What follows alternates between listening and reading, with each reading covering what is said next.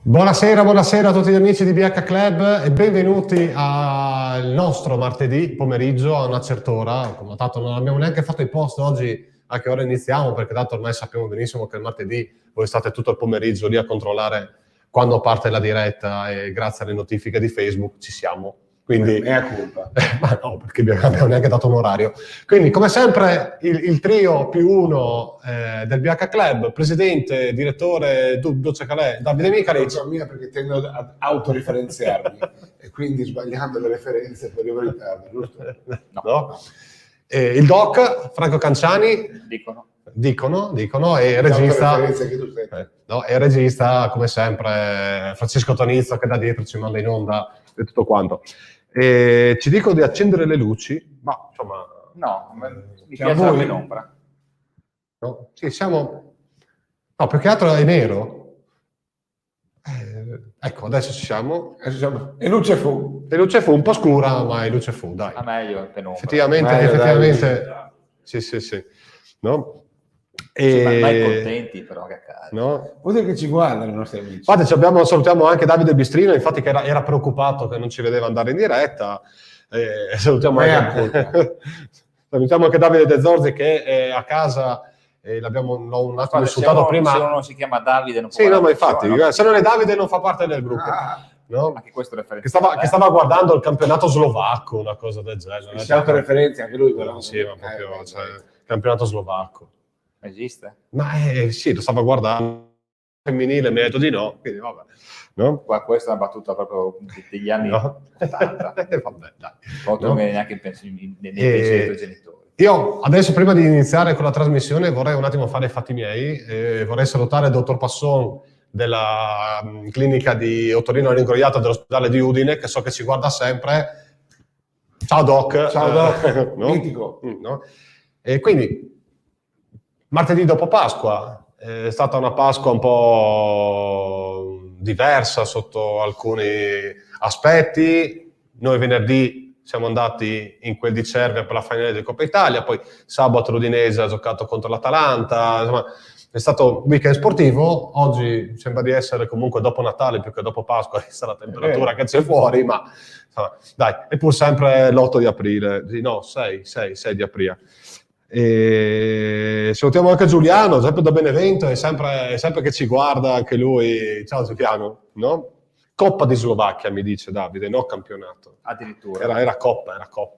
Non autoreferenziarti. No? Io direi di partire anche dall'Udinese. Ma che no?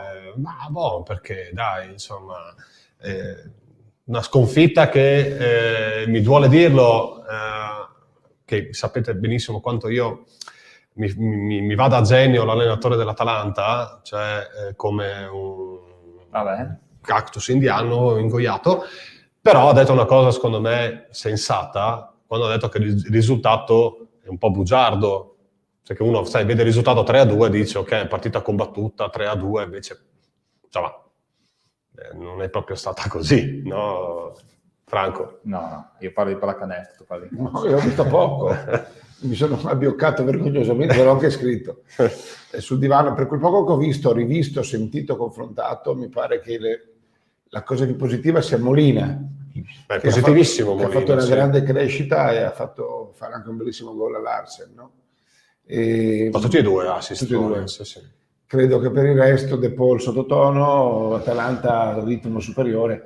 Guarda, se l'Atalanta non avesse, credo, 13 punti di potenziale di distacco dall'Inter, 10 più 3, mi sembra, io credo che sarebbe l'unica squadra in grado di poter contrastare l'Inter. La Juve in Aseo, dicono i miei amici di Venezia, il Milan in Aseo, la Roma è crollata.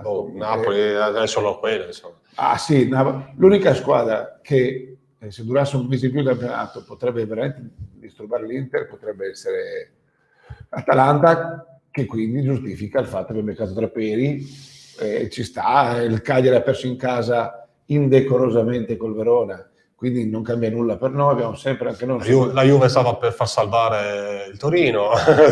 Però vedo malissimo il Cagliari, che quando perdi in casa 2-0 con un Verona in difficoltà, ti fa gol al 98esimo Kevin Lasagna, io prevedo un rientro di Di Francesco entro 1 o 2 partite. mi sembra che Semplici non sia un profilo tale da condurre una squadra come il Cagliari alla salvezza. Penso. Mi dispiacerebbe tantissimo, ma al momento la vedo... No, ma come abbiamo detto, alla fine a conti fatti se la giocano quelle due lì. Mi sembra che probabilmente dispiacerebbe per entrambe. Ma più per il Cagliari, il Torino... Sì, ma non tanto per la storia quanto per il presidente allenatore. Per la Gazzetta, per la stampa in generale poco limpida di oggi, no? La stampa che non fa bene il suo lavoro, ma che... Ormai i giornali sono degli house organ, ragazzi, quindi dispiacerebbe per quello. No? Io per oggi ho già detto tutto. No, comunque... Però vorrei che qualcuno mi dicesse che non dico la verità. No, ma insomma, no? Però tornando un attimo... I veri giornali di una volta, non esistono più. I veri giornalisti di una volta, no? Schiena dritta. No, che dicono la verità, che contraddistinguono un giornale. Ecco. Uno che prende, si diceva ieri sulla chat, no? Uno che prende a parole e demolisce Mazzolo Rivera, cioè la storia del calcio italiano, perché lui pensa che loro non siano adatti, e uno lo chiama Labatino e l'altro lo ritiene un ricazzo. Oggi penso quelli sono giornalisti epici, magari ci accontenteremmo anche di meno, ci basterebbe uno sconcerti più giovane. Ma perché di meno? Io appunto sono per un Tosatti, ma anche a livello locale, non occorre andare per forza nazionale. Quindi Torino meriterebbe di retrocedere solo per questa roba qua. Detto questo, si arrangino. Si arrangino. Fra di loro. Assolutamente sì. Comunque salutiamo anche Matteo Cossaro che parlando di calcio ci scrive assegna lasagna e vele nefisis di Avril. No, un caso io non credo. Vabbè, ha segnato la 98esima, una partita già finita. Sì, no, però ha segnato. Non esultando, tra l'altro. In maniera secondo me anche un po' polemica. Con chiunque. Ah sì, l'avevo visto adesso. Una domanda per Franco. L'Atalanta marcava uomo a centrocampo, se lo facciamo noi si offende qualcuno? Che l'Atalanta marchi uomo a centrocampo, l'abbiamo detto da queste frequenze qualche mese fa, qualcuno si è anche offeso, no, non hai capito la modernità. La modernità dell'Atalanta è essere una squadra classica, che non lascia spazio agli avversari perché ti pressa. Infatti De Paul era marcato a uomo. Ragazzi, sì, diciamo che il vantaggio che ha l'Atalanta rispetto a una squadra come l'Udinese è che davanti è praticamente oggi immarcabile.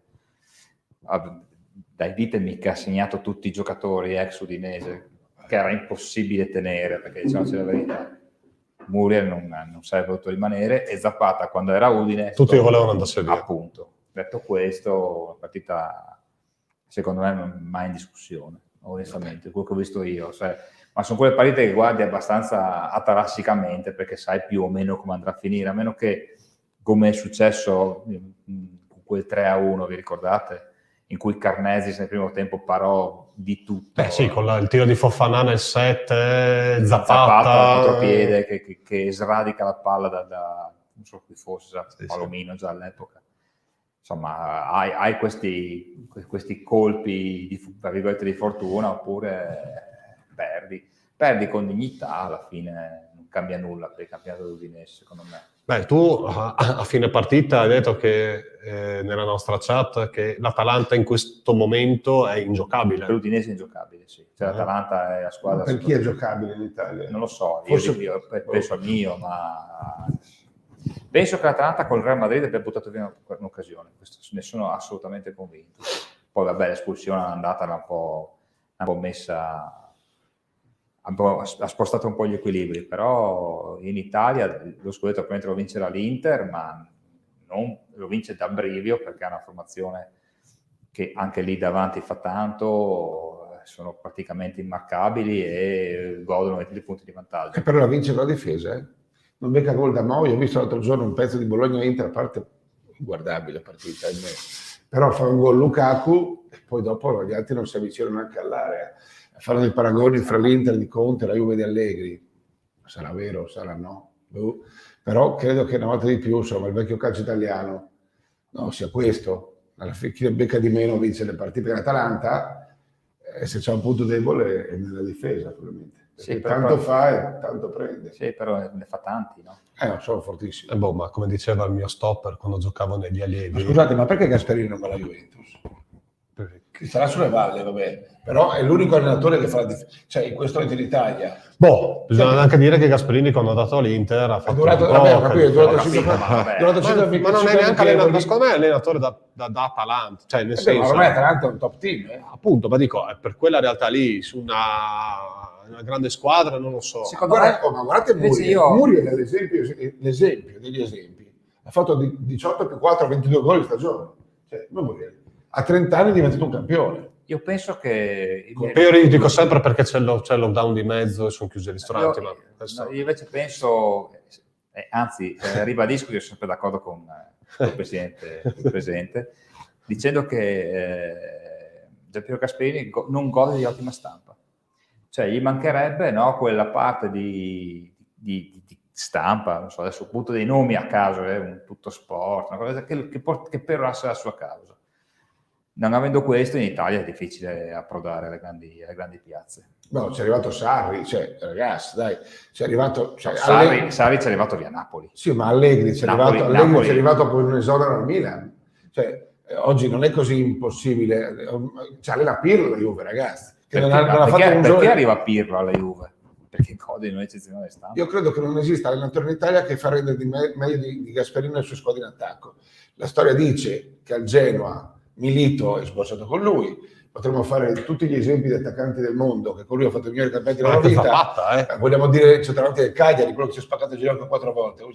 Pavoletti, no? Zapata, qui a Udine gli vedevamo dietro, la verità. Muriel, certo. Cicciobello Muriel, 22 gol, ma quanti se ne sono? Ilicic era un normale giocatore e l'ha fatto diventare un fenomeno. Ma potremmo fare 270.000 esempi di tutti gli attaccanti che ha avuto anche al Genoa. Quindi dico, probabilmente non è simpatico, probabilmente non è neanche più un ragazzo, però se c'è un allenatore oggi che colma il gap in Italia, ditemene altri, voi non lo so. No, ma sono d'accordo. Cioè, a parte Conte forse, però...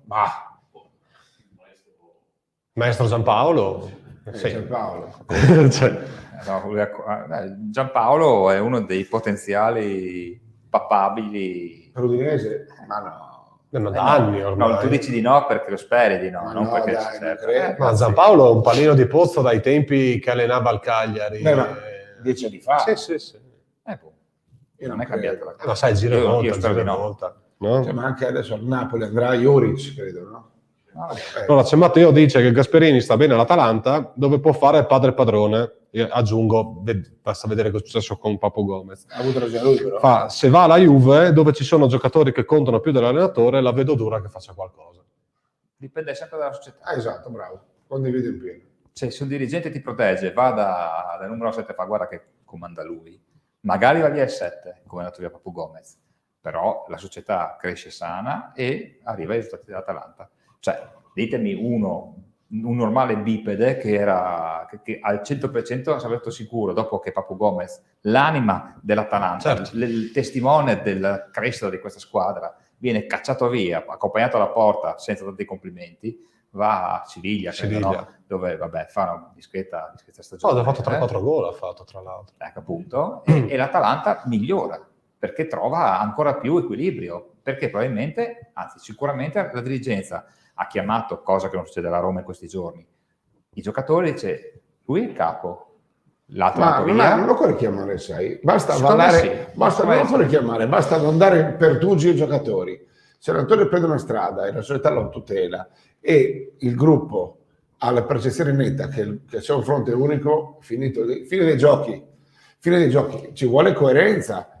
Hanno avuto coerenza fin dall'inizio, perché quando è arrivato Gasperini col gruppo vecchio, post Doni, no, per intenderci, sono partiti malissimo. Lui un bel giorno si svegliò e disse: oggi giocano i ragazzi Caldara, Spinazzola, Gagliardini, e mi hanno messo tutti dentro. Vinse, mi sembra 3-0 con Napoli, vado a memoria, e lì è nata la grande Atalanta. Però lui ha detto fur par fur, e lo so, tagli. Quindi quando non dai dei pertugi ai giocatori e crei un ambiente unico, questi sono i risultati. È un esempio di programmazione, secondo me. Poi dopo può stare antipatico. Comunque sempre Matteo dice che è vero quello che dici tu, Franco, però insomma un CR7 ha un peso a livello economico diverso rispetto al Papu Gomez. Cosa ha vinto la Juventus con CR7 che non ha vinto sempre? Ma io direi, guarda Sarri l'anno scorso, chi l'ha esonerato? Sì, ma quando Sarri ha tolto una volta... Sì, dico... ragazzi, Sarri è andato allora, via dalla Juve perché l'ha esonerato Ronaldo. Davide Nikolic per le Eagles compra Karim Abdul-Jabbar. Non sarebbe male. Diciamo che oggi magari... Diciamo che è un po' vecchietto. Sì, però secondo me, però guarda che lui con i suoi... penso che abbia 75 anni, deve essere 46, se non ricordo male. Passa il tempo. E compra, no? Arriva alle Eagles e fa virgola per 10 gare di fila. Non sposta l'equilibrio, come diceva il famoso, non mi ricordo chi. E è difficile dire hai ragione tu, invece a Torino in questo momento gli equilibri non li ha spostati numero 7, avranno venduto più magliette, avranno fatto più abbonamenti, non lo so, ma dal punto di vista sportivo io guardo quello, a me resta quello sì. Sì, lo scudetto quest'anno non lo vincono. Covid, l'Inter ha fatto i 6 punti l'anno scorso, Pirlo deve ancora capire, quello che volete. Hanno preso il giocatore, uno dei 2 giocatori più famosi del mondo, l'altro è Messi, almeno il momento in cui l'hanno preso, e hanno ottenuto dei risultati in linea come quando davanti giocava Dybala. Anzi, forse meglio, perché almeno prima avevano avuto 2 finali perse. Ma Dybala, come sta? Com'è? Come sta Dybala? Ma dopo la festina, sì. Ma ecco, io devo arrivare lì. Adesso sentivo prima per radio, che li reintegrano. Sì, li hanno reintegrati. Perché hanno chiesto scusa. Ma avevi pigliare a calci loro, e però aspettare fuori casa il vicino. No. Che tra l'altro ha anche dichiarato sono tifoso juventino. Allora, loro 3 imbecilli mondiali. Vabbè, 3 imbecilli mondiali. Con tutta la corte... Appunto, sì, quello. Loro 300 invece. 3 con 200 ragazze che erano taxi, ma lui non ha altro da fare. L'invidia è brutta. Ma non ha altro da fare, saranno arrivati e hanno detto, oh, ragazzi, scusate. Ecco, vedi, no, ma giustamente ha detto una cosa giusta, Franco, se lo faccio io invito anche il vicino, dai, venga a bere una roba. Poi posso dire una cosa, Dybala non giocherebbe comunque. McKennie... Cioè, ma nella Juve sposta gli equilibri McKennie? Cioè, ragazzi... nella Juve attuale sì. Sì, ma ti rendi conto che condizioni sono? E Arthur. Con Arthur, lascia stare. Ma McKennie con Galia non giocava Galia, giocava McKennie, quindi... Ma che festa hanno fatto? Hanno perso 2 giri. Ma hanno detto che loro hanno dichiarato che hanno fatto un poker fra amici. 30 persone con 20 ragazze. Vabbè, scusa, sai come... Ascolta, hai mai visto tu giocare a disco nell'Osteria Friulana? 4 che giù, 4 che chiali, 400 che guarda e fanno. Ma no, così. Ma no, C'erano loro 4 che giocavano a poker, 3 più me, e c'erano 400 ragazze che dicevano ma no, così. No. E portavano davvero. Quante volte ti è capitato anche a te, 400 ragazze che dicono... Però veramente io credo che il vicino di casa meriti badilate. Guarda, probabilmente... Dai, guarda, io sai perché... È contento adesso, si sente figo. Sì. Dopo che ha fatto lo spione. Ma è successo anche a Udine, no? Con Luca. No, sì, anche sì. Io sempre Ivan Gogh. No, ma lì era una faida fra vicini, da quello che sembra. Ma sono tutte faide fra vicini, no? Anche là sarà così. Sì. Che dice, adesso ti sistemo io. Cosa mi dite del fatto che la Juve gioca con Napoli avendo un numero di positivi? Superiore a quello del Napoli quando è stata rinviata. L'ASL ha fatto comunicato... si è sentita la domanda? Allora, dalla regia è arrivata la domanda di cosa ne pensiamo del fatto che domani si giocherà il recupero della partita rinviata per 2 positivi del Napoli e si giocherà contro la Juve che ne ha 4 accertati, anche Bernardeschi, fresco di un'ora fa. Allora, quindi, tornando all'inutilità delle partite delle nazionali, io che ascolto cluster, 7 positivi, anche Sirigu non gioca contro di noi sabato perché è risultato positivo, Milinkovic-Savic. No, non credo giochi Milinkovic, giochi Uicani. Quindi parerà anche l'anima, perché di solito... Sicuramente. No? Io ho sentito, venendo qui la nostra radio di riferimento, dove anche Francesco Tonizzo ha un ruolo importantissimo il giovedì pomeriggio tardi, alle 6 e qualche 5, 10, 20, 30 minuti, e la SR di Torino ha detto non è considerato un focolaio per cui si gioca.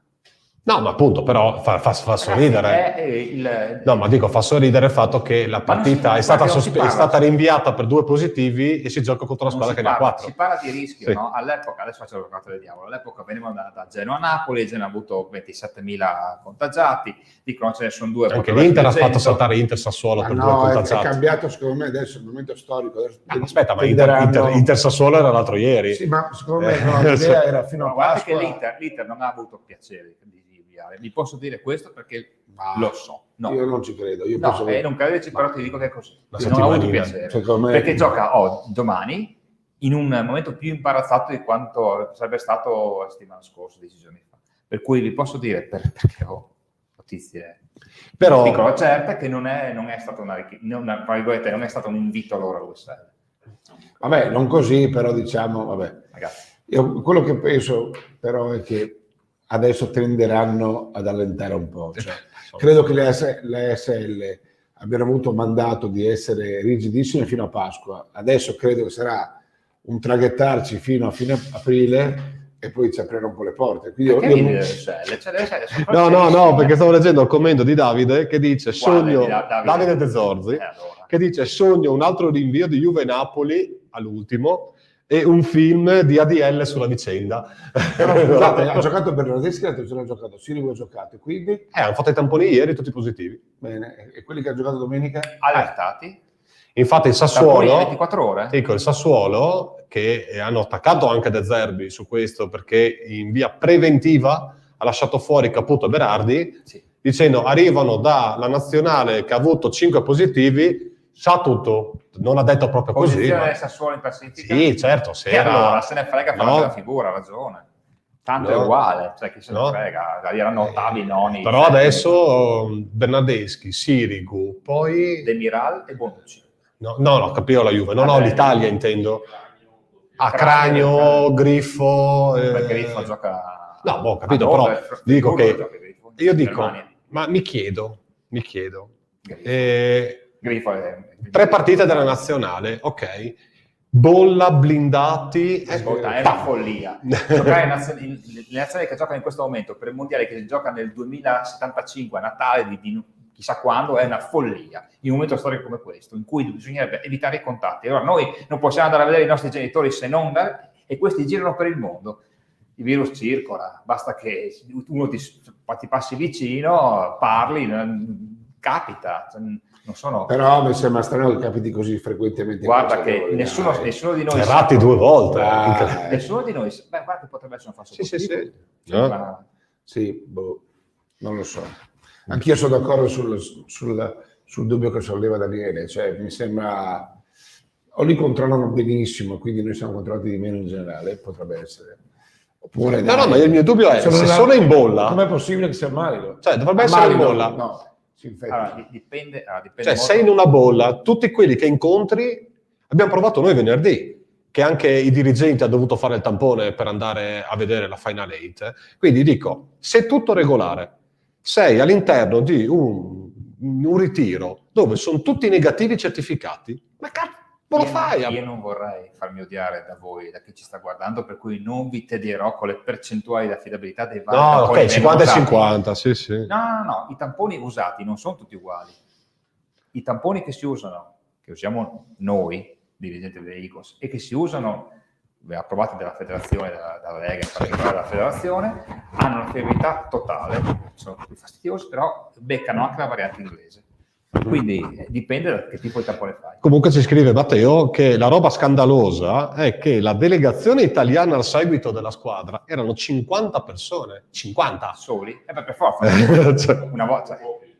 Appunto. No? Ci dicono dalla regia che sono anche poche rispetto al solito. Ma perché una persona sa... E comunque ha commentato anche Patasco Battipani. Vabbè, ma questo... Ascolta una cosa, 50 persone per una delegazione al seguito nazionale di calcio è il minimo indispensabile di sopravvivenza. Di solito la federazione muove migliaia di persone, perché si sa come funziona. In questo momento di pauperismo anche dal punto di vista economico si muovono in meno. Io non mi sarei mosso, cioè... chi se ne frega? Sono circa 30 quelli che seguono nazionale under 15 al trofeo Rocco.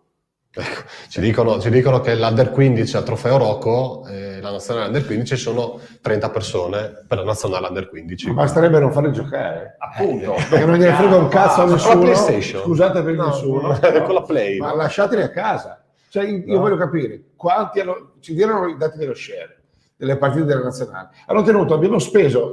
quantomeno non erano amichevoli. Siamo tutti in lockdown, abbiamo difficoltà a portarla fuori, vanno via in 50 e spendono soldi su soldi su soldi per fare la partita Italia-Lituania su un campo sintetico in Lituania. Una partita inutile, che non frega, poi tornano in 7 ammalati e i club, che invece sono una parte importante della nostra economia, si trovano in difficoltà perché questo carrozzone inutile ha spostato una marea di gente. Poi chiaramente non si capisce come sono infettati, ma sono infettati. Così è. Se la vi. Io direi mi veniva da dire, io avrei fatto un'altra battuta, ma oltre alla Serie B avrei aggiunto su questo tour nazionale, mannaggia, avrei detto io. Però lasciateli a casa. Io sono molto più preciso, cioè queste cose, Spagna-Andorra o Inghilterra-San Marino, ma che se ne frega. Dall'altra parte dico che almeno erano qualificazioni mondiali, non erano amichevoli. Ho capito, ma non è che si gioca domani, non è che ma giochi fra un anno e mezzo? Ho capito, puoi fare 10 finisci i giorni, campionati e poi dopo farai il re. Cioè non si fanno andare noi in giro per il mondo. Giustamente. Ma sai la cosa più scandalosa? La cosa più scandalosa che entro, mi pare, domani, il governo italiano deve dare, chiaramente il CONI, deve dare assicurazioni che ai prossimi europei si potrà in tutta sicurezza fare entrare in uno stadio almeno il 25% degli spettatori. Cioè, speriamo. Ma chi può garantirlo oggi? Sì, che tra l'altro gli europei è fra 2 mesi. Sì, però scusate, sì. perché gli inglesi, che noi prendiamo per il culo, li vituperiamo, perché gli inglesi sono tutti perché sono tutti vaccinati in E Inghilterra. perché non ci vacciniamo anche noi? Perché l'Inghilterra è fuori dalla comunità europea. Allora usciamo fuori dalla comunità europea anche noi. Hanno avuto ragazzi, scusate, io la farei molto più facile. Ma perché? Scusa. Allora, voglio dire che gli inglesi hanno avuto 10 morti l'altro giorno. È un problema di comunità europea? È un problema di comunità europea? Ma vaffanculo la comunità europea allora! Ma scusate, ma scusa, qual è il problema? Mi dissocio. Ma no, qual è il problema? Cioè, il problema della comunità europea? Perché in Inghilterra sono tutti a posto e noi no? Te lo ripeto. Ma perché? Hanno fatto una campagna. Ma non può essere la comunità europea. Se fosse così sarebbe gravissimo. Io credo che noi siamo sempre in ritardo su queste cose. Abbiamo messo il top player del top player a comandarsi al governo, mi sembra si picchiano. Allora c'è giustamente il CONI va bene? Adesso gli lancio un altro assist, perché ci dicono appunto Matteo, che è informatissimo su queste cose qua, che dice vabbè, intanto vituperato calcio sudamericano ha sospeso tutte le partite di qualificazione ai mondiali, la UEFA no, perché interessa solo il cash. No? Ma sarà vero o non sarà vero? Il problema è un altro, perché in Inghilterra sono tutti sani ormai e noi no. Questo è il problema vero. E vacciniamo anche noi qua.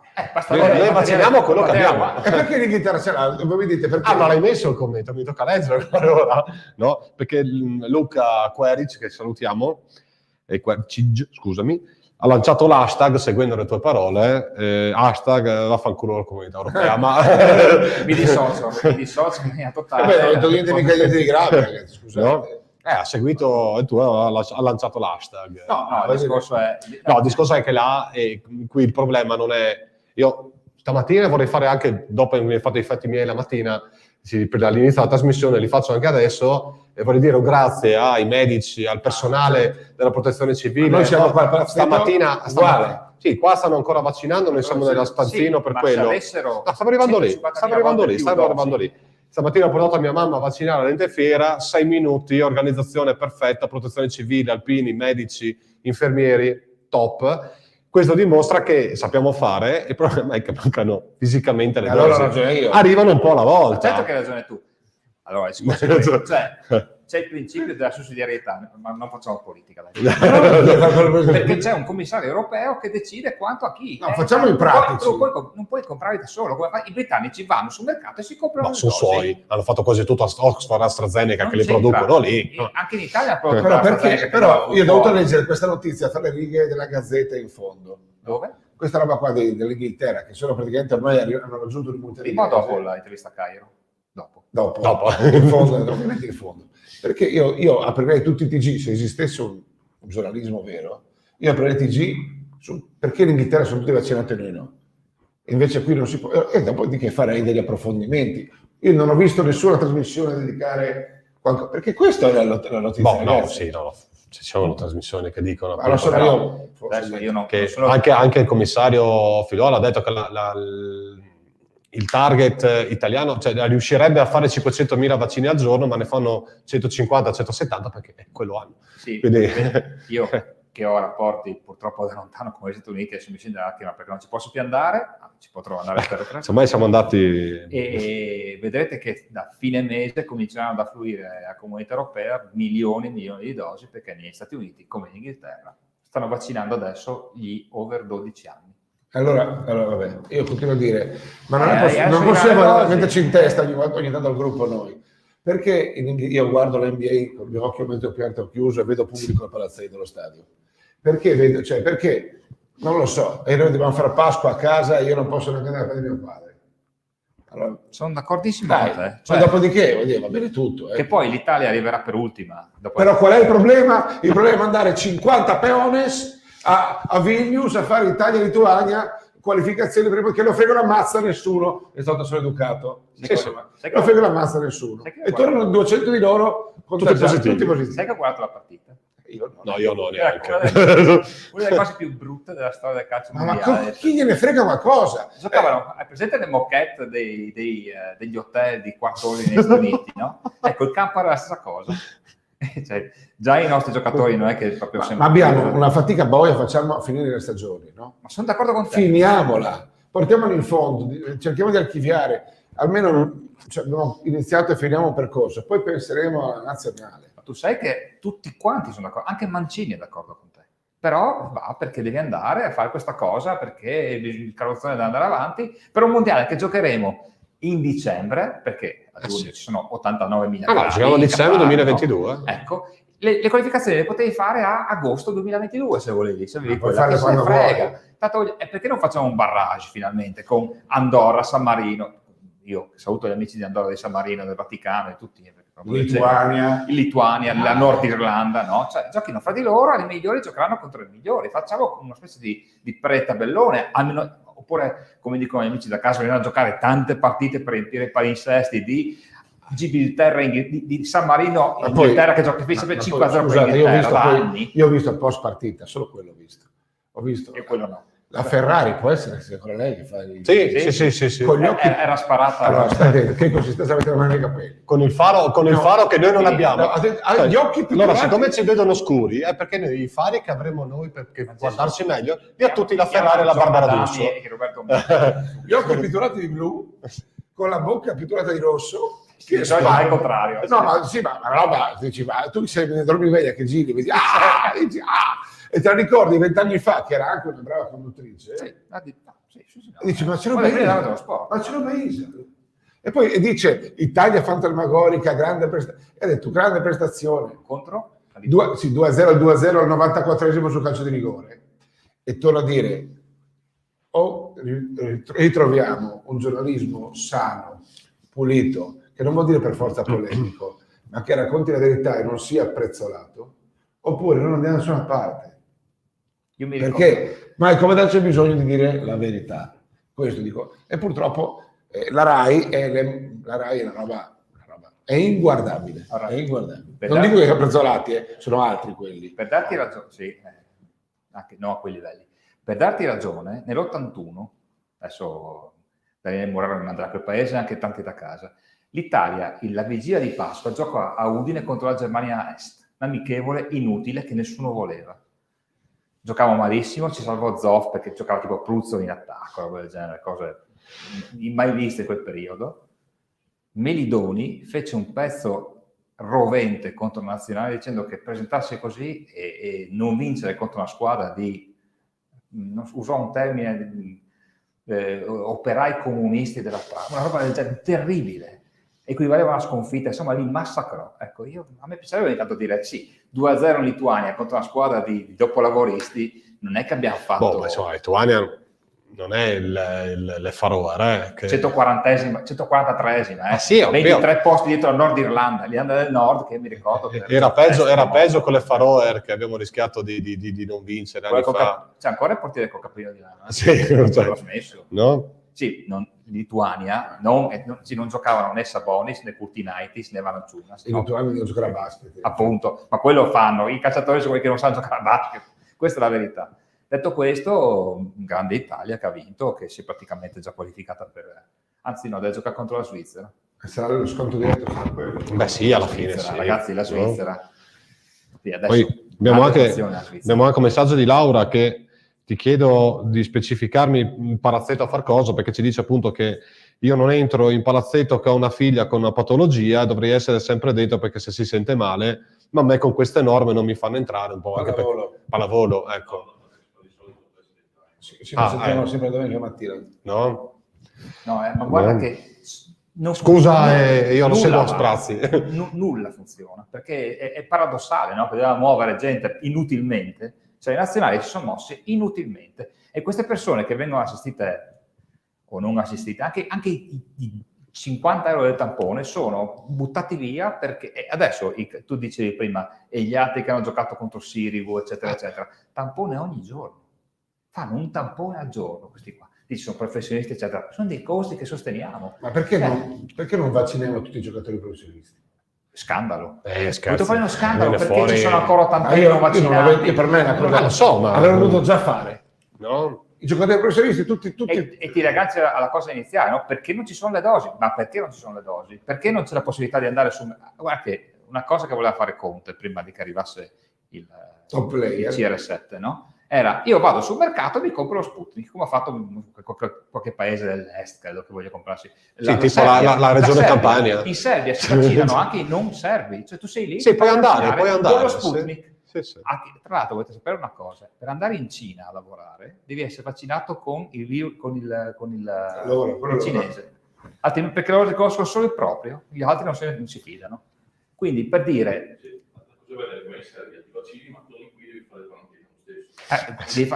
giustamente dice Francesco, devi fare quarantena, la Serbia è fuori dalla comunità europea, credo, quindi 14 giorni di quarantena dopo che ho fatto un vaccino, cioè, ma ragazzi, d'accordo, sono ancora contagioso secondo alcuni studi, gli studi israeliani dicono che non sei più contagioso, altri dicono che è contagioso un po', questo ti fa capire che nessuno ci ha capito nulla. Però Israele è un altro che ci sta portando a scuola. Insomma, sai, Israele è una democrazia molto particolare che io ammiro, però ci sono stato. Sono 15 giorni che sono tutti a posto. Sì, ma anche in Inghilterra. Anche in Cina. In Cina sono a posto da molto. E noi siamo qua al Palagesteco, tutti a fare una stanzetta. Saluto Jacopo Lucci che vive in Cina e ci ha detto, figlio di Adriano, in Cina, benissimo. Siamo orgogliosi di fare... Non torna perché sennò può rientrare in Cina, questa è la paradossa. Quello. Però diamoci la mossa, dai, questo è il concetto. Dai.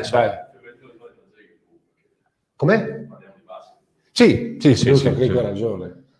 No, era bellissimo. È una deviazione. Ecco, c'è Alberto che dice sì, ma avanti. Allora, Alberto Trevisan, che salutiamo, sempre presente, che dice per tagliare la testa al toro, io mi sono vaccinato, quindi continuerò a guardare le partite sul divano? Sì.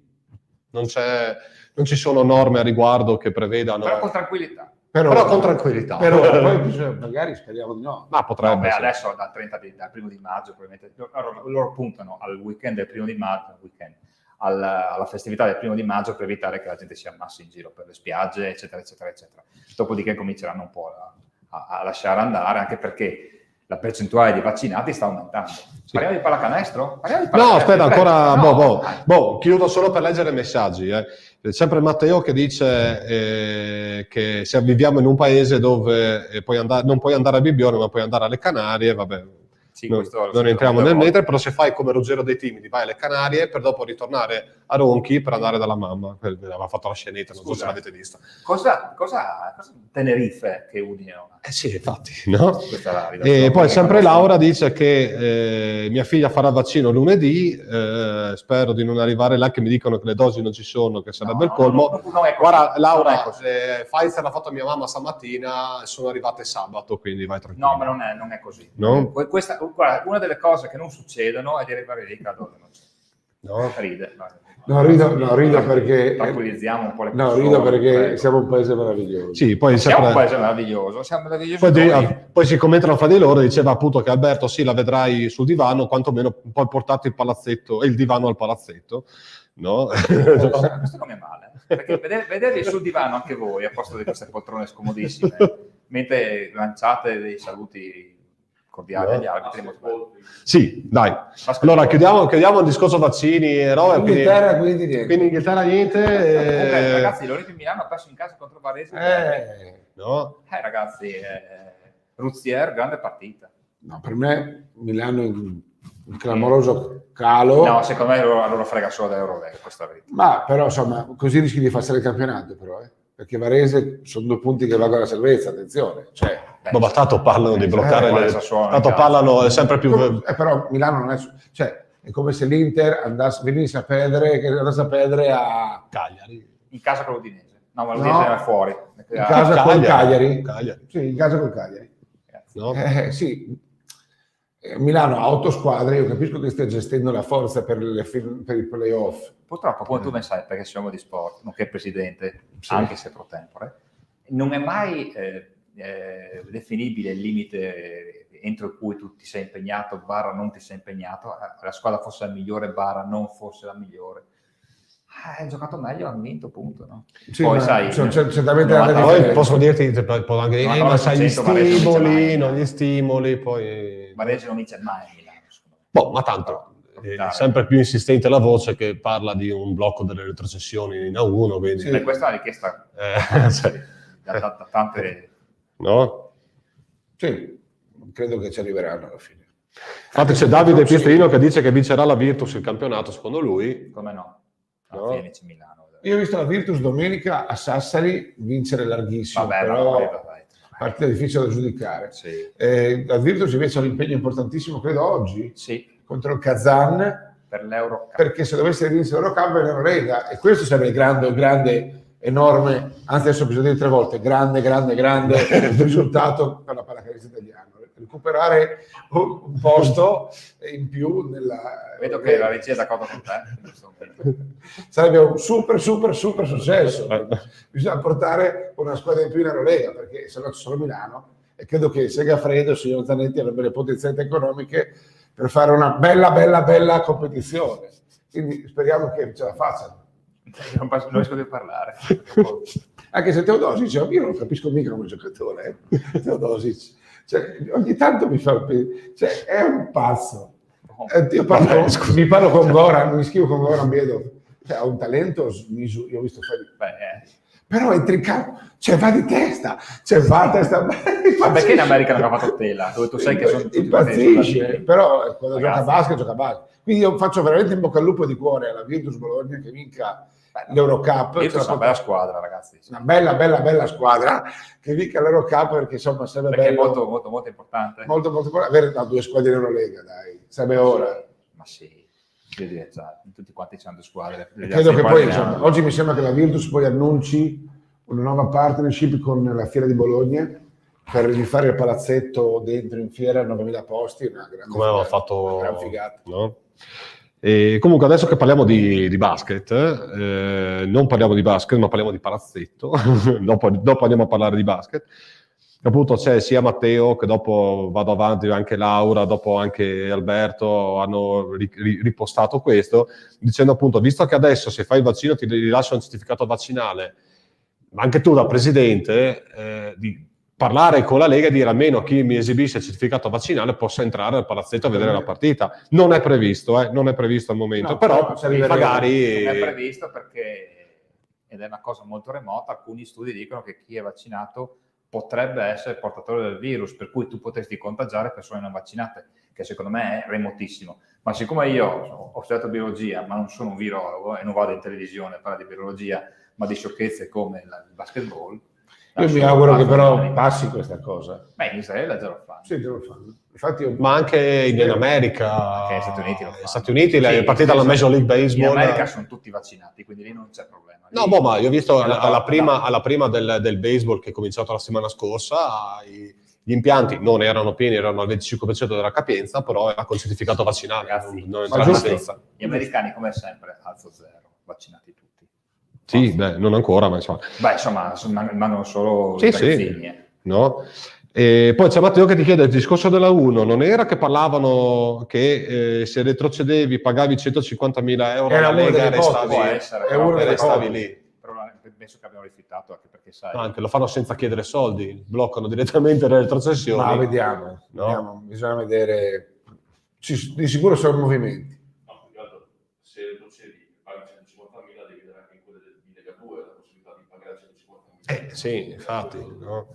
Non lo so, No. guarda, diceva giustamente Però se- Francesco che anche quelli di A2, Ma non esiste, però che non esiste in questo caso teoria dei vasi comunicanti o proprietà transitiva, perché c'è una differenza importante, che in A1 sono professionisti e dalla 2 in giù siamo tutti dilettanti, quindi già lì poi la risolvi. ci divertiamo. E tendi a tutelare, secondo me, ma non è neanche sbagliato, tendi a tutelare la categoria dei cosiddetti professionisti. Non lo so, cioè, ogni tanto viene fuori ciclicamente l'ipotesi di creare una Superlega, no? Dai tempi di Snyder che era così, poi non si è mai concretizzata, chi lo sa. Ci arriverai prima. Chi lo sa, sicuramente l'Eurolega ha questo status e credo che l'Italia deve portare almeno 3 squadre. Ora la seconda potrebbe essere Virtus, la terza non la vedo all'orizzonte. Quindi il campionato italiano dovrà lavorare secondo me per portare una terza piazza importante per fare in modo di esserci. Guarda, la terza piazza dovrebbe essere Roma, Sì, Sì, ma che è Roma l'unica capitale europea, capitale europea che non ha una squadra. di pallacanestro. O Torino, che ha un Torino. grande palazzo, che è quello che ha provato a fare Sarda la scorsa estate, poi anche lì un po' frannato. No? O praticamente quello che dice il Doc, cioè Roma è l'unica che non ha una squadra forte. Hanno fatto morire Totti quest'estate, capisci? Cioè, vuol dire che evidentemente la pallacanestro a Roma non ha appoggi perché è solo politica. A Roma, in questo oltre 2 società di calcio che sono in mano, una a un romano, Doc, come lo Tito, e uno a un gruppo americano, quello che funziona è il tennis. Cioè, in questo momento il tennis, ci sono investimenti anche all'orizzonte importantissimi, il Foro, con una grande federazione capitalata da un grande presidente, che fa sì che Comunque, Roma... con oggi 10 italiani nei primi 100 tennis, comunque per dire. A Roma spinge sul tennis, adesso si nazionali, il Foro. No? La pallacanestro purtroppo in noi è un po' un grande imprenditore che butta lì, no? Oppure che porti Roma dove deve Ma stare. questo discorso l'avevamo già fatto, cioè il grande imprenditore che li butta lì anche per riaverli. Il basket al momento, il format basket così. Ci deve essere qualche collegamento politico e imprenditoriale locale, cioè Roma deve aver bisogno di, magari, non so, Friedkin di turno, vuoi farti lo stadio? Prendi anche la squadra di basket, voglio dire, spendi, hai 200 milioni per fare lo stadio, spendi 210 e ti fai... Io non vedo altre soluzioni, A parte che poi devi avere un settore giovanile, deve avere cose che in questo non c'è, però ci vuole un progetto a lunga scadenza, un progetto in cui bisogna provare a autoreferenziarsi per farli per bene. Sì.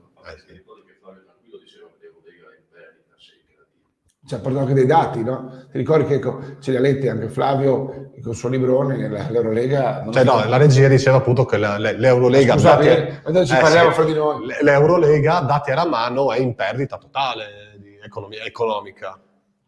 Sì, perché c'è un po' di diritti televisivi in Europa.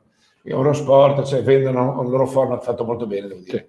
Una grande produzione televisiva, ma che ha anche grandi costi. C'è 2 o 3 sponsor, credo che sia Turkish Airlines. Sì, Turkish il Airlines. primo, no, sponsor. Però voglio dire, la Turchia ha 4 squadre, no, la Spagna ne ha 4 e noi solo a Milano. No, non va bene. La Russia ne ha 2. Sì, ma poi penso ci sia... La Grecia ne avrà un paio, no? L'Olympiakos e l'Olympiakos. Quelle storiche.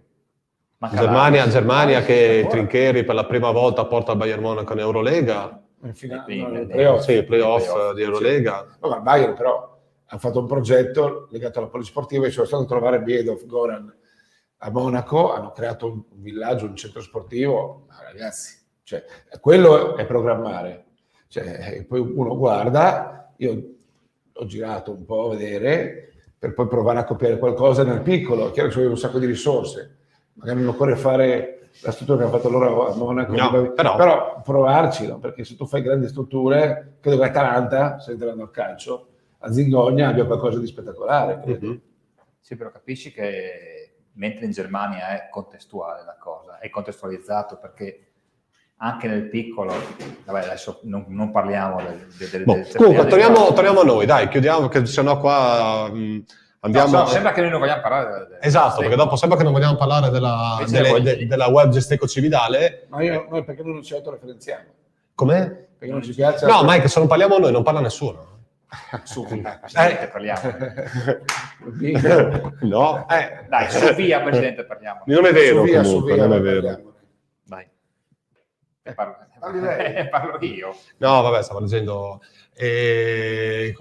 No, è sempre Laura che torna nel discorso che i genitori dei ragazzi non possono, nel calcio possono fare assembramento fuori dalla partita, mentre nei palazzetti non si può entrare. Ma insomma, non si può neanche nel calcio. Cioè che lo facciano questa è se lo fanno bisogna dire, Laura, che noi a basket giochiamo, calcio non giocano. Cioè, sì. Cioè, basket e pallavolo in qualche modo lo porteranno avanti, calcio proprio a chiuso. I dilettanti sono chiusi fino alla eccellenza. Solo la Serie D gioca, dalla Serie D in giù è tutto chiuso. Ok. No? E comunque sì, se lo fanno contro il regolamento, cioè non è autorizzato. Posso usare un francesismo? Che sono? Non sei e mezza. Allora, le faine di Coppa Italia, bellissima avventura, abbiamo fatto il giro alle balle.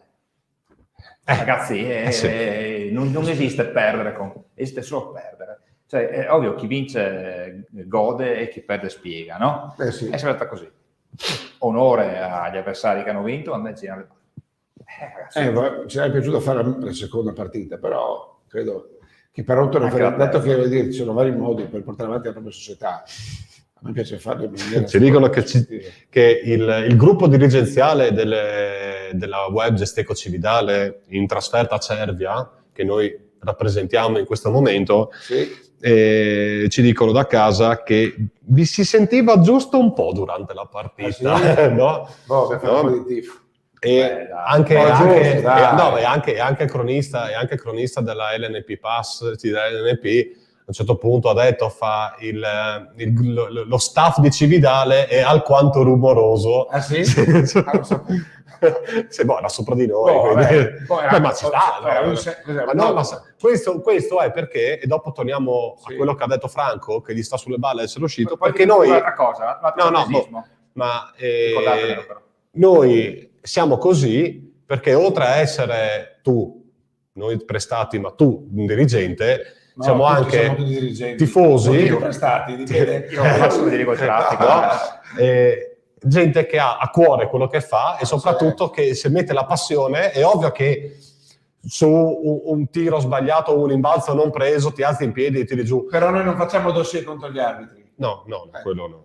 Anche perché... Infatti io volevo dire una cosa, noi non è che se Miani va fuori con la palla sul piede, questa la linea, facciamo un fermo immagine per vedere, il campo parla. No? Sì, poi se lì sul momento magari siamo tifosi. Ti alzi anche in piedi a insultare, ma dopo morta lì. Lo facciamo anche allo stadio dell'Udinese. Ma lo facciamo anche al campetto a vedere gli amatori, non è quello.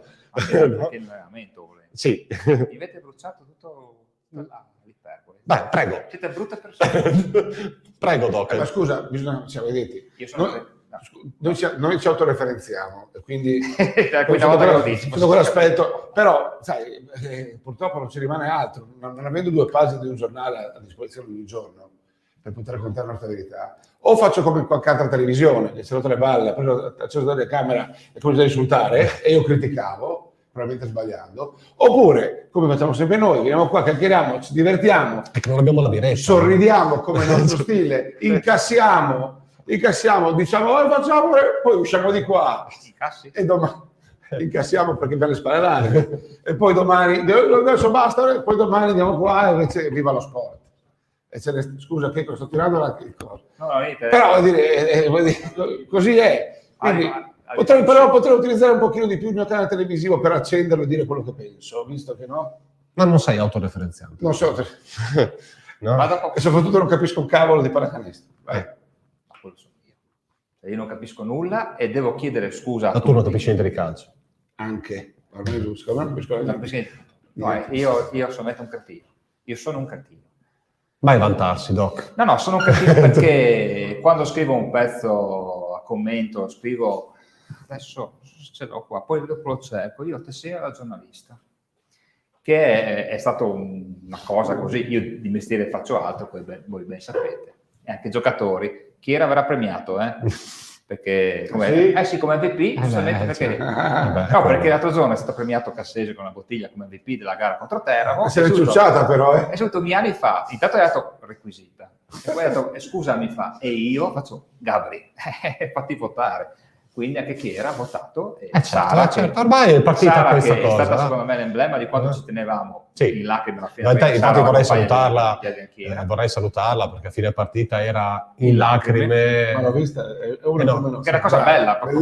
Io sono andato a consolarla e ho detto dai Sara, insomma, pensa che Adrian ha fatto 24 punti, ma non me ne frega niente, abbiamo perso. No, è bellissimo. Ma questo è il nostro gruppo. Infatti secondo me potremmo invitarla al BH. Questo è il nostro basketball, questa è l'isola che non c'è, questa è Pilalandia. Se qualcuno facesse 10 km per venire a vedere, forse si renderebbe conto che la pallacanestro anche meno di 10. Vabbè, dai.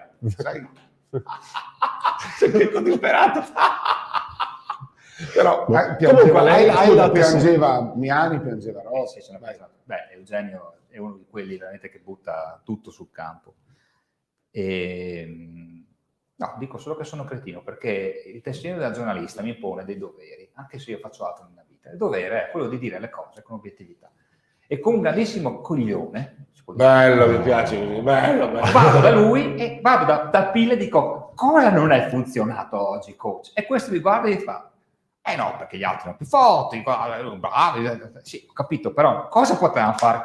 No, ma vedrai che la prossima volta loro tante finali in più di noi, eccetera. No? E continuava a dirgli, come un grandissimo coglione, continuava a dire, no, ma secondo lei cosa si poteva fare di più? E questo alla fine fa, Fiore, Vonde, no? E ha ragione lui, no? Io devo dirgli, coach, ma splendida partita, gli arbitri, 4 fischi, no, 4. Sì, ci hanno menati come dei fabbri, perché la verità, cioè io ero sotto e ci hanno menati come dei fabbri. No, scusate, impareremo a farlo. Albanito Chiarastella che ci insulta, ci infauta a partita, io avrei dato la mano dicendogli hai fatto bene perché sei il capitano della tua squadra e giochi al meglio delle tue potenzialità. Ci ha fatto la tripla che ci ha seduti, eccetera. Detto questo, io devo imparare, e questo non imparerò mai il prossimo anno, mi piacerai giustamente, e prenderai uno più bravo, devo imparare a difenderti di più, a dire che se perdiamo non è mai causa nostra, ragazzi. Per me aspetta, prima di tutto vorrei salutare tutti gli amici che ci stanno commentando e tutti quelli che mettono like soprattutto. Questo a prescindere. Tutti. Io credo tutti. Io aggiungerei anche una cosa, che forse, sai cosa invece di cambiare te, devo adottare una grande strategia. E poi arriva la trade. E non scappa la trade. Una grande strategia, potremmo soldare un po' di profili sani, profili falsi, no? Ma che senso? Ma sì, così diciamo, grande commentatore, bravo, e così ci autoreferenziamo. No, niente, vade retro, continua così, vade retro, profili comunque falsi. voi non avete la televisione davanti perché ho io il cellulare, ma sul fatto, quando tu hai detto dobbiamo assoldare, la regia ha subito messo la foto di Melissa, però la trade è negata. Da chi? Dal presidente. Io lunedì sera, io sono lì. Buonasera a tutti a questa auci serata. Ma Melissa cosa vuol fare, scusate? No, ragazzi, dai. E allora non possiamo... Ascolta, posso lanciarlo io, visto che sono io che verrò cacciato. Ha aggiunto anche Sagrado. No, scusa, non so chi è Sagrado. Marco Milan è dentro la trade, quindi io, Gerometta Milan e basta. E Franchina fa da mangiare, come si vede dal... Franchina Terenzani. No, perché sono stata la trade, ragazzi. Se mettiamo Franchina... No, vabbè, Franchina non so, però io sicuramente, io sono chiaramente il primo autobanato. No, con l'H, però adesso che tanto no, anche perché insomma chiudiamo, sono le 7 meno un quarto. Vabbè, Devo vedere il pezzo di allenamento. No, sì, ma Così metto referenze. un commento sulla partita però. Adesso abbiamo partiti... Bravi, secondo me. No? Partiti un po' pagato l'emozione, No, direi. ha pagato le fische che trae. Sì, no, beh, Bravissimi, dai. no. Ascolta, guarda, orgogliosi di voi. Cosa vuol dire? Cioè, abbiamo perso perché gli altri erano più forti di noi, perché sono più esperti, perché al momento giusto, ti rubo la scena, al momento giusto ci ha fatto un mazzo così. Cioè, eravamo arrivati a un punto avanti, palle in mano e sti qua, senza neanche cambiare l'espressione del voto, sono andati avanti di 8. Cosa devi dire? Che quando noi saremo in grado, e non ci manca tanto tempo, di andare avanti noi di 5 e di non farci neanche raggiungere come facciamo il campionato, vinceremo le coppe. Però l'arbitro ha fischiato al 27° minuto e 14 secondi 15. un dubbio fallo a metà campo che per me non era intenzionale e lì abbiamo perso la partita. Vuol dire, Beh, tu dici che non era intenzionale. ma no, sto scherzando, che cazzo se ne frega? Allora, vuol dire, il nostro scrittore, io sotto la pila alla fine, poi tu gli facevi 8.000 domande, io non ho detto, Pilla, cosa possiamo fare abbiamo un po' di gap oggi, loro hanno vinto brillantemente. Prima cosa, a caldo, cosa possiamo fare per recuperare il gap? Oltre ad allenarli duri in palestra. Abbiamo fatto i nostri ragionamenti, perché abbiamo avuto quei complimenti, quei messaggi meravigliosi da gente vera di sport, perché in questa regione c'è tanta gente vera di sport, per fortuna, che ama lo sport come noi. Allora, leggiamo un po' di commenti, dai. Che c'è Davide Del Zorzi che scrive che puntata meravigliosa. Comunque... Ha detto comunque, un attimo serietà, Rosetta è un esame importante, bravo, perché Davide. trasferta lunga, squadra complicata. Dai, aspetta un attimo. E poi sconfitta. Soffriremo sabato, andremo in viaggio giù. Dico la regia, De Zorzi vuole subentrare assolutamente. No. Io ho già capito. Poi salutiamo anche Stefano Pontoni che ci scrive che un saluto a tutti voi, complimenti alla Gesteco per essere arrivata alle finals. La Coppa conta, ma sappiamo che cosa conta ancora di più. Non posso parlare. Se qualcuno ricordasse che abbiamo fatto anche noi le finals, no? Se qualcuno dicesse che i 6 mesi Final 8, senza la S. I 6 mesi di attività, nati l'altro giorno, siamo arrivati, cioè Cividale altre 7 Cividale di medio punto di vista, noi siamo seduti come Cenerentola al tavolo. Che era la Champions di Serie B, come parafrasando il doc. Avevamo al seguito un sacco di dirigenti, un sacco di bella gente, questa è la cosa bella dello sport. Ho parlato con Sebastian Vicco e gli ho detto ti ricordo quando eri a Forlì, sì, bella partita. Abbiamo visto, ragazzi, 26 punti finale. Abbiamo battuto. Devo dire che però è una delle grandi vittorie. Anche perché Sebastian Vicco a Montecatini c'era, anche senza Photoshop. È stato anche duro, un avversario durissimo, ieri ha vinto la Coppa. Però secondo me noi siamo a livello delle altre. Poi dopo le altre possono essere un po' più forti, un po' più esperte, un po' più esperte. Però da qui alla fine del campionato abbiamo ancora un po' di tempo per allenarli e noi abbiamo un allenatore che gli altri non hanno. Un allenatore che non cerca scuse, un grande milord del basket, un grande insegnante di basket, di quelli che noi cercavamo. Che è bellissimo quando protesta con gli arbitri. È meraviglioso. Ma tu hai fischiato. No, se tu che riesci. La frase che ha detto è: arbitro, mi devi spiegare perché a noi fischi sospiri e questi qua ci stanno menando dall'inizio della partita, non fischi niente. E l'altro non zitto, atarassico il secondo arbitro. Anche perché non l'ha offeso. È incapace di offendere. Appunto. Ragazzi, però partita. Noi volevamo vincere la Coppa, ragazzi, non siamo riusciti. Però credo che un club come il nostro debba essere veramente orgoglioso di quello che ha fatto, di quello che sta facendo e di quello che farà in pandemia. Eravamo in tanti giù e io vi ringrazio anche voi due.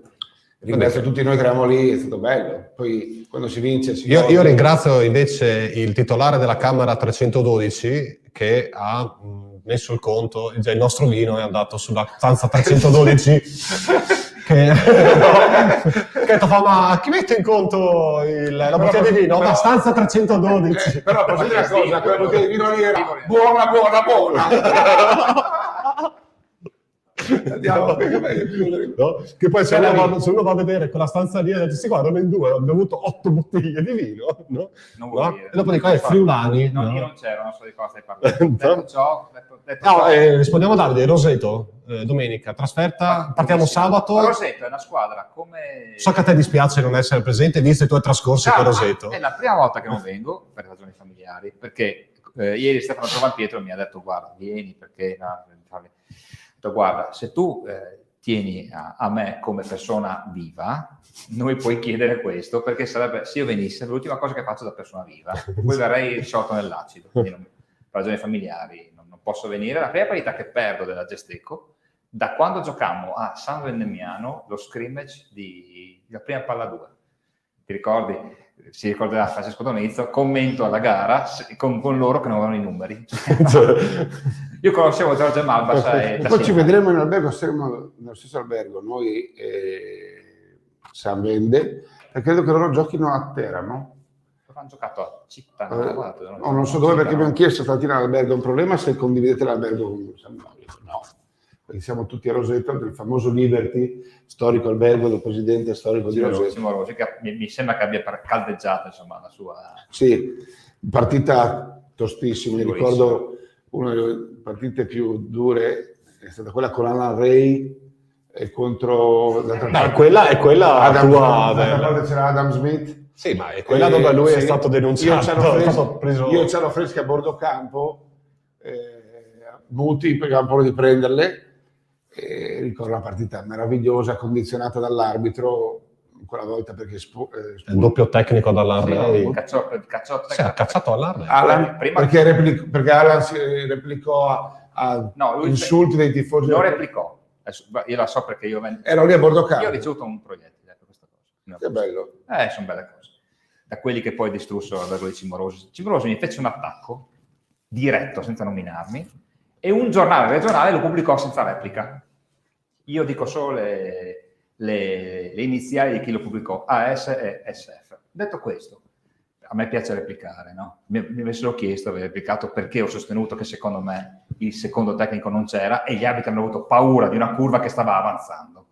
Alan Ray non disse nulla, però fece un passo contro la curva e questo fu considerato un gesto del regolamento meritevole del secondo tecnico. Primo era per protesta. Però questo è ingenuo.